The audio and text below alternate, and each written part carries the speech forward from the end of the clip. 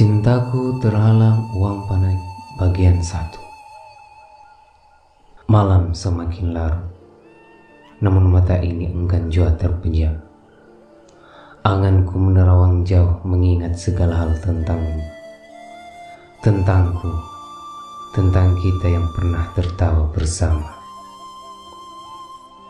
Awal mengenalmu adalah saat aku terluka oleh seorang wanita.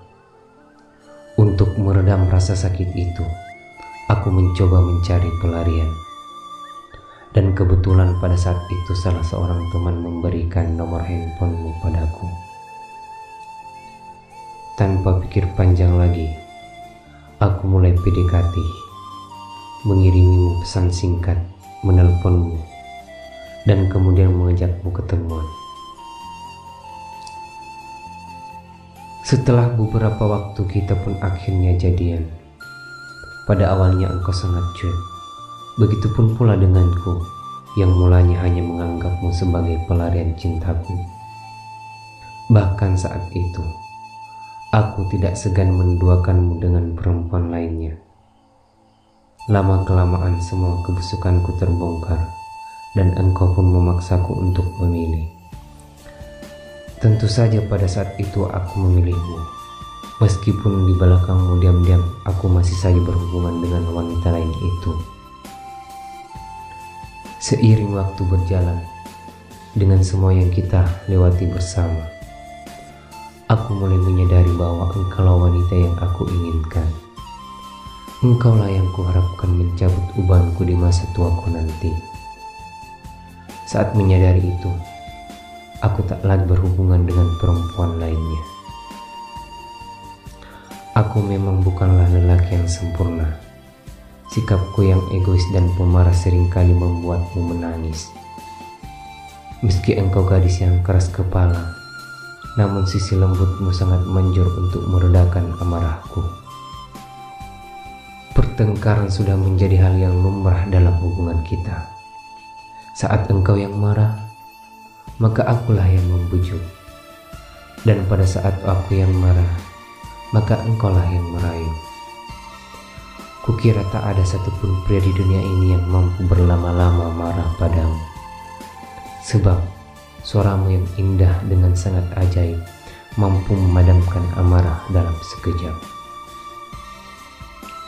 Ada begitu banyak hal yang berubah dari diriku ketika menjalin hubungan denganmu.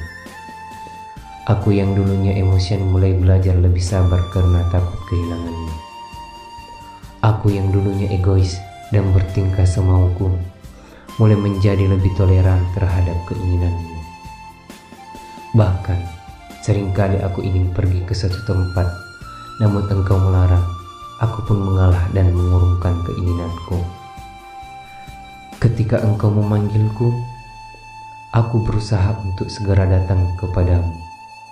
Meski malam gulita, walau hujan menderas dan bensinku pun tinggal sedikit, aku tetap berusaha untuk hadir memenuhi panggilanmu.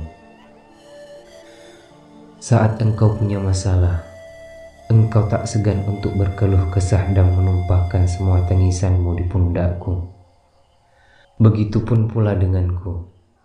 Engkau adalah tempatku bercerita, meluahkan segala gundah yang menderaku. Engkau tahu, engkau adalah wanita yang sangat cantik. Ada kebanggaan tersendiri ketika menggandeng. Aku tak segan memamerkan hubungan kita kepada dunia, kepada orang-orang di sekitar. Kurasa ada banyak laki-laki yang iri ketika aku memboncengmu, dan itu memberiku kebanggaan tersendiri. Masih ingatkah engkau saat kita bercanda, tertawa bersama, mengangankan anak jenis kelamin apa yang ingin kita miliki saat kita berkeluarga nanti? Sungguh indah masa-masa itu, tapi semua angan-angan itu tak dapat terwujud. Kebahagiaanku berakhir ketika seorang pria datang mengajukan lamaran ke rumahmu. Bukan salahmu, bukan pula salah orang tuamu menerima lamaran tersebut. Sebab orang tuamu pun sebelumnya secara tidak langsung pernah memintaku untuk segera melamarmu. dan engkau pun sudah terlalu sering mendesakku untuk segera meminangmu. Namun, dengan keadaan ekonomi keluargaku yang tidak terlalu baik, hal itu tidak memungkinkanku untuk mengumpulkan uang panai sebesar 35 juta rupiah untuk segera melamarmu.